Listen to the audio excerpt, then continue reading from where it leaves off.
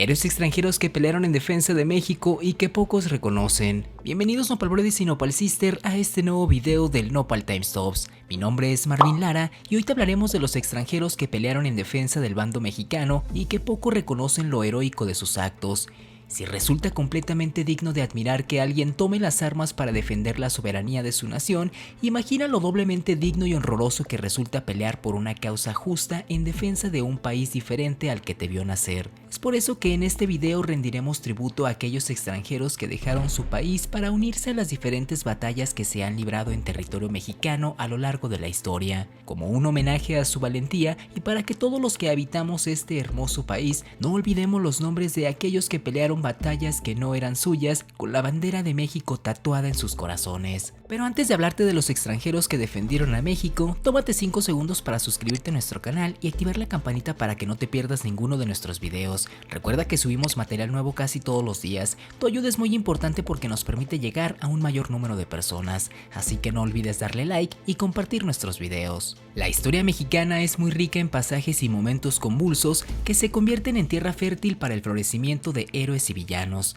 y aunque existe mucha polémica para distinguir quiénes fueron en realidad los buenos y los malos, lo que es un hecho irrefutable es la injusticia que se ha cometido por gran parte de los historiadores al dejar fuera de los libros o de la historia oficial a destacados personajes que jugaron un papel sumamente importante en las diferentes rebeliones, como lo son los extranjeros que dejaron sus tierras para unirse a los movimientos que han marcado los momentos más importantes de la construcción de la nación mexicana. Así que sin más por agregar, ponte cómodo y agarra la botana que aquí comenzamos.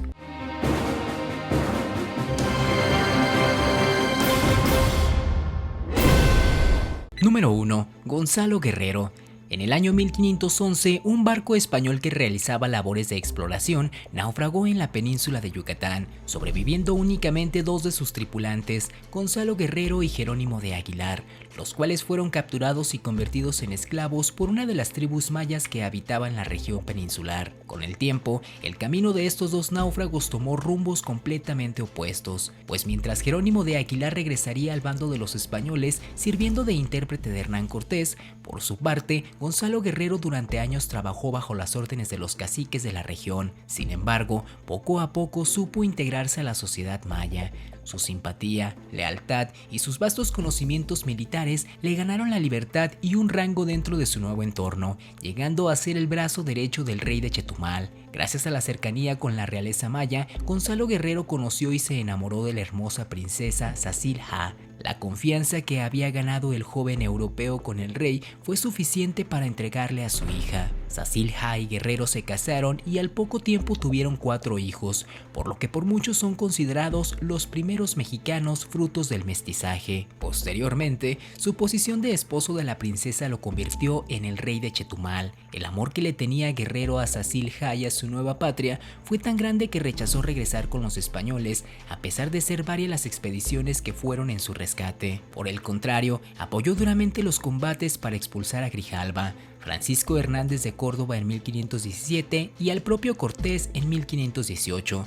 Durante los años siguientes, los españoles estimaron que Guerrero se dedicó a entrenar a los mayas para defender su territorio, pues cuando Francisco de Montejo, en mayo de 1527, cruza el Atlántico con 380 soldados en 4 navíos, encontró serias dificultades para conquistar Yucatán. Cuando perdió la vida en 1536 en manos de las tropas del capitán Lorenzo de Godoy por apoyar al cacique de Ticamaya en Honduras, pidió a sus más allegados que cuidaran a sus hijos y al resto de sus hombres, más de 1 millar, que siguieran combatiendo. Los guerreros mayas como homenaje lo lanzaron al río Ulúa para que la corriente le llevara hasta el océano, de donde llegó cuando lo conocieron. Hoy en día en la región maya, Gonzalo Guerrero es considerado como el padre del mestizaje. Número 2. Francisco Javier Mina fue un militar y guerrillero español nacido en Navarra que participó en la Guerra de la Independencia de España contra los franceses y también en la Independencia de México al lado de los insurgentes y combatiendo a los realistas quienes defendían los intereses de España. Tras la batalla entre españoles y franceses, Mina estuvo 4 años como prisionero en los Galos. Tras el restablecimiento de Fernando VII, se esperaba que tuviera algún reconocimiento por sus servicios prestados, pero no fue así. Luego de un intento fallido en Navarra por restablecer la Constitución de 1812, tuvo que huir a Francia, pues era perseguido ahora por los españoles. En Francia es nuevamente capturado y luego logró embarcarse a Londres, donde conoce a Fray Servando Teresa de Mier, sacerdote mexicano, quien escribía sobre la Guerra de Independencia de México y planea formar una expedición para ayudar a los insurgentes de la Nueva España, invitando a Mina y a otros a dirigirse con él a México. Luego de algunas dificultades, finalmente pudo armar 2 embarcaciones dirigidas por norteamericanos a los que mandó adelante. El 15 de abril desembarcó en Soto de Marina, Tamaulipas, en la desembocadura del río Santander, población que toma al estar abandonada. El 25 del mismo mes imprime otra proclama en una imprenta que lleva consigo, en la que hizo saber los motivos de su intervención en Nueva España. Mina hizo público un manifiesto afirmando que no combatía la soberanía española en sus territorios de ultramar, sino la tiranía del rey Fernando VII. El 24 de mayo empezó a avanzar hacia el interior del país para reunirse a los insurgentes de Pedro Moreno en el fuerte de El Sombrero, al noreste de Guanajuato. El discurso de Mina para unirse al movimiento independentista mexicano fue el siguiente: mexicanos, permitidme participar de vuestras gloriosas tareas, aceptad los servicios que os ofrezco en favor de vuestra sublime empresa y contadme entre vuestros compatriotas. Ojalá acierte yo a merecer este título, haciendo que vuestra libertad se ensañore o sacrificándole mi propia existencia. Entonces en recompensa decida a vuestros hijos.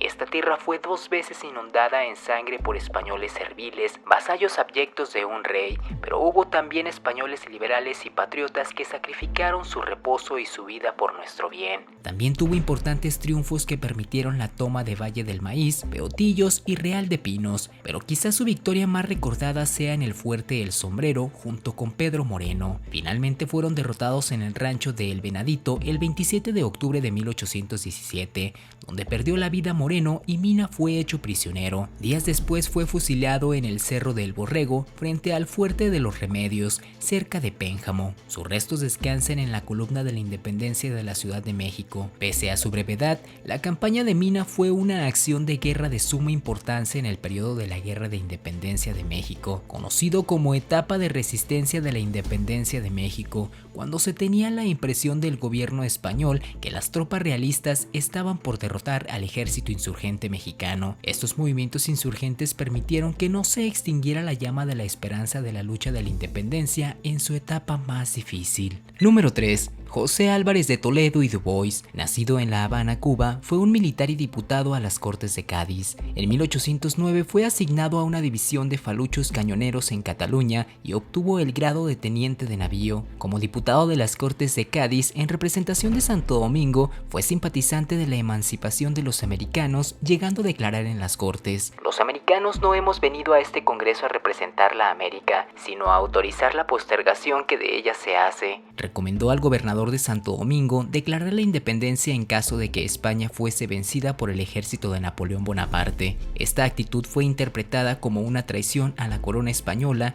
y por tal motivo el 25 de junio de 1811 huyó a Estados Unidos con la ayuda de la Asociación Masónica Caballeros Racionales. Por sus declaraciones a favor de la independencia de México y de Cuba, se ganó la simpatía de James Monroe. "Mexicanos, llegado es el tiempo señalado por la providencia para que os sacudáis el yugo bárbaro y ofrentoso con que por el espacio de casi 300 años os oprimió ignominiosamente el despotismo más insolente". Estas fueron sus palabras. Una vez que logró hacerse de las tropas de Bernardo Gutiérrez de Lara, lideró la expedición en pro de la independencia. Sin embargo, fue derrotado por el general realista José Joaquín de Arredondo el 18 de agosto de 1813 en la batalla de Medina. Las tropas insurgentes emprendieron la huida y fueron perseguidas por la caballería del capitán realista Ignacio Elizondo en Béjar, por lo que Álvarez de Toledo no le quedó otra más que escapar a Estados Unidos, desde donde mantuvo relación con los insurgentes. En 1815 viajó a Boquilla de Piedra para vender armamento y pólvora a Guadalupe Victoria. En 1817 pretendió tomar el mando de la expedición de Javier Mina, pero como este se negó a cederle el mando, Álvarez de Toledo saboteó una de sus expediciones en Filadelfia. A partir de este momento, se separó de la insurgencia y se acogió al indulto del capitán general de Cuba. Por otra parte, informó al embajador Luis de Onís todos los pormenores de los planes de Mina, traicionando la causa insurgente, regresando a España, donde fue nombrado ministro plenipotenciario en Toscana e hizo carrera diplomática principalmente en Italia. Número 4. El Batallón de San Patricio. El Batallón de San Patricio era una unidad militar compuesta de varios cientos de migrantes europeos que lucharon en el ejército mexicano contra la invasión de los Estados Unidos en la llamada intervención estadounidense en México de 1846 a 1848. Estos soldados, que la mitad de ellos eran desertores del ejército de Estados Unidos, el resto avecindados en México y que desde un principio escogieron a México como país, dieron todo por nuestra tierra, incluso su propia vida.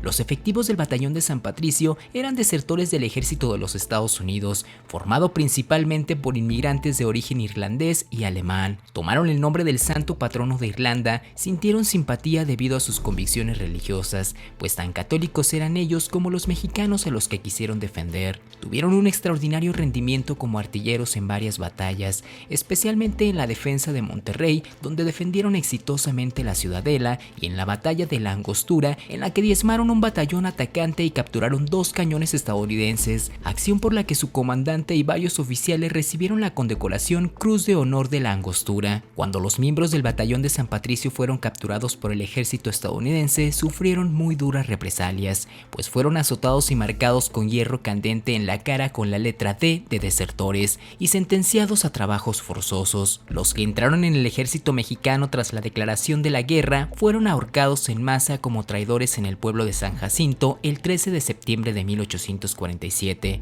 Los que sobrevivieron a la guerra desaparecieron de la historia y tan solo unos pocos pudieron reclamar las tierras prometidas por el gobierno mexicano. Número 5. José Pepino Garibaldi. Nació en Melbourne, Australia, nieto del famoso héroe italiano Giuseppe Garibaldi, por lo que en su honor fue bautizado con el nombre de Giuseppe. Por tal motivo en México le llaman José, aunque sería mejor conocido en el mundo con el nombre de Pepino Garibaldi. A su llegada a México en 1911 se incorporó a las fuerzas maderistas.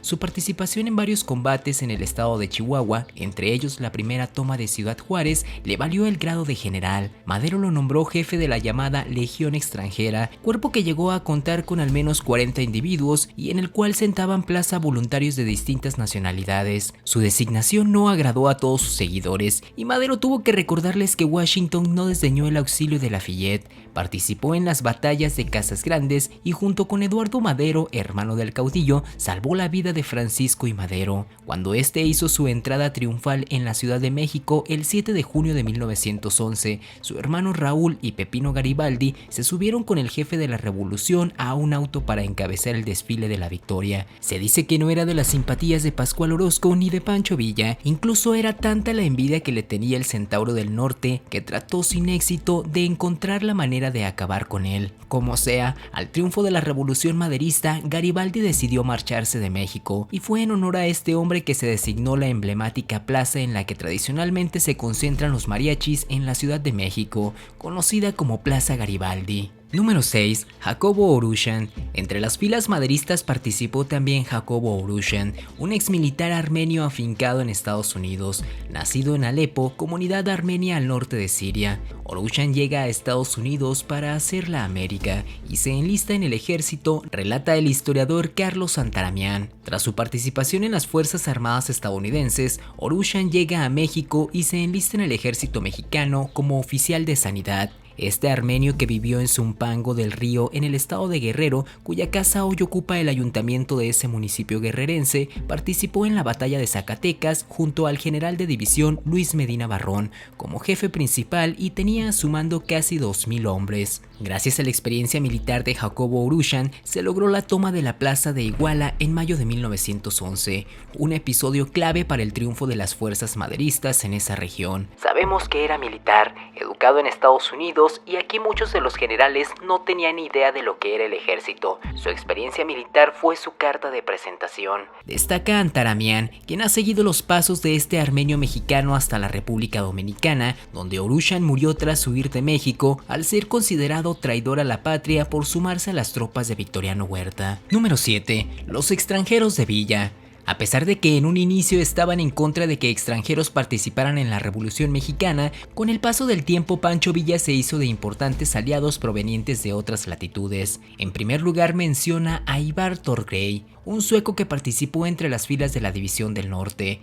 Era un mercenario al servicio de Estados Unidos que le gustó México, incluso llegó a escribir un diccionario inglés tarahumara en el que manifestaba su simpatía por la cultura de ese pueblo indígena. La historia de Thorgrey es recogida por el historiador Adolfo Arrioja Vizcaíno en el libro El sueco que se fue con Pancho Villa. De acuerdo con Arrioja, este soldado de fortuna se enroló en las guerras de su tiempo por un simple gusto de participar en la actividad militar, ya que él no tenía una ideología y solo le interesaba el arte de la guerra. Fue promovido a mayor, teniente coronel y coronel en 1914, así como jefe de Estado Mayor del Primer Ejército Mexicano, peleando para Venustiano Carranza, Álvaro Obregón y Lucio Blanco. Por otro lado, mencionar al estadounidense Lester P. Barlow, un piloto militar e inventor de explosivos que adaptó y equipó un tren para el transporte y mantenimiento de los aeroplanos de la flotilla aérea de la División del Norte, tras la ruptura entre las facciones revolucionarias que se opusieron a Victoriano Huerta. Barlow fue nombrado jefe de operaciones del Segundo Cuerpo Aéreo Villista, creado en 1915 para combatir a Venustiano Carranza y compuesto por pilotos extranjeros. Del 8 al 10 de junio de 1915 participó en la defensa de Aguascalientes contra las tropas de Obregón,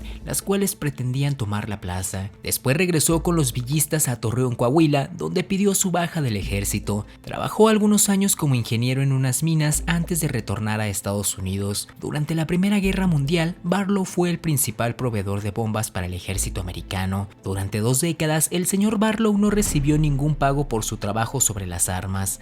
En 1940, después de una larga batalla legal, el Congreso aprobó el pago de $529,719, que equivalen aproximadamente a $9 millones de 2016 al inventor. Número 8. Kingo no Naka. Definitivamente mención aparte merece el japonés que curó las heridas de Francisco y Madero en la batalla de Casas Grandes y quien sacó el cuerpo del general Rodolfo Fierro de las aguas de la laguna de Nuevas Casas Grandes, quien además participó en la batalla de la División del Norte al mando de Francisco Villa. Nació en Fukuoka, entre Hiroshima y Nagasaki, y emigró a México para participar en la Revolución. Fue maderista y villista, reconocido oficialmente y condecorado como veterano de la Revolución. Participó en 14 operaciones de combate durante la Revolución, 2 con las fuerzas de Francisco y Madero y 12 con la División del Norte comandada por Pancho Villa. Logró el rango de capitán en el Batallón de Sanidad de la División del Norte. De 1921 a 1942 vivió en Tijuana, Baja California, donde abrió 2 estudios de fotografía. A raíz de tensiones durante la Segunda Guerra Mundial, Nonaka y otros mexicanos japoneses que vivían en el noroeste de México fueron forzados a cambiarse a la Ciudad de México por órdenes del presidente Lázaro Cárdenas. Número 9. El Capitán Marston. Todo el mundo lo llamó el gringo revolucionario, pero en realidad Roderick James Marston era un australiano que había viajado a América en busca de fortuna, contagiado por la fiebre del oro de finales del siglo XIX. De la vida de Marston se sabe muy poco en México, pero lo cierto es que Emiliano Zapata, el general revolucionario, lo reclutó a la fuerza en la bola, como llamaban a la revolución entonces. Nació en el seno de una familia de recursos suficientes para cumplir los sueños aventureros de su hijo. Comenzó su búsqueda de oro en Canadá, luego se trasladó a los Estados Unidos y a este país llegó en 1904 para instalarse en Tehuacán, municipio del estado de Puebla. Con buenos oficios había conseguido de Porfirio Díaz un permiso para supuestamente realizar trabajos científicos en la zona, lo que en realidad significaba buscar minas y explotarlas. Su fortuna en México comenzó al adquirir acciones de una mina de plata que le redituó las ganancias suficientes para adquirir una gran hacienda de la época. Cuando llegaron al grito de tierra y libertad, el ejército zapatista iba tras haciendas y repartían sus campos, y así llegaron a la propiedad de Marston en Puebla, donde los zapatistas enfrentaron la resistencia del gringo y sus trabajadores, pero estos nada pudieron hacer contra la furia revolucionaria de Bola, que dejó casi en ruinas la hacienda de Tehuacán y tomó preso al extranjero. Marston Jackson estaba condenado frente a un pelotón de fusilamiento porque los zapatistas lo consideraban un gringo, es decir, un estadounidense. Como pudo los convenció de que él no había nacido en Estados Unidos sino en Inglaterra, y para comprobarlo les mostró una bandera inglesa que se había tatuado en su brazo. Salvó la muerte, pero los zapatistas lo reclutaron contra su voluntad para su causa y aprovecharon bien sus conocimientos en explosivos. Zapata, quien le había perdonado la vida, lo designó al frente de un batallón en Puebla y lo hizo responsable de dinamitar los caminos y las vías ferroviarias que utilizaban las fuerzas federales para perseguir a los zapatistas. Llegó a ganarse a tal punto la lealtad de su tropa que lo llamaron Capitán Marston. Admiraban su destreza con los explosivos y posaban para él en sus fotografías. En otro episodio, Marston se negó a dinamitar un hospital donde había federales gravemente heridos, al reclamar que una acción de esta naturaleza era un acto criminal. Al paredón, ordenó Zapata, y una lluvia de balas hubiera caído sobre el gringo de no ser porque intercedieron a su favor hombres cercanos al caudillo del sur. Luego, en el transcurso de alguna batalla, los federales lo tomaron prisionero y lo encerraron en la tenebrosa cárcel de Belén en la Ciudad de México. Al parecer pudo salir de allí gracias de nuevo a su tatuaje, el cual lo distinguía como ciudadano inglés. En un momento en que el débil gobierno de Francisco I. Madero buscaba el apoyo de naciones extranjeras, le pidieron que abandonara el país lo antes posible y nunca volviera. Muchas gracias Nopal Brothers y Nopal Sister por ver nuestro video, y como siempre la opinión más importante es la tuya, por lo que te pedimos que nos dejes en los comentarios tu opinión sobre estos héroes extranjeros de la historia de México que han sido olvidados, y dinos si sabes de algún otro que nos faltó incluir. Estaremos atentos para leer lo que nos escribas y te esperamos en el siguiente video. Nos vemos, hasta la próxima.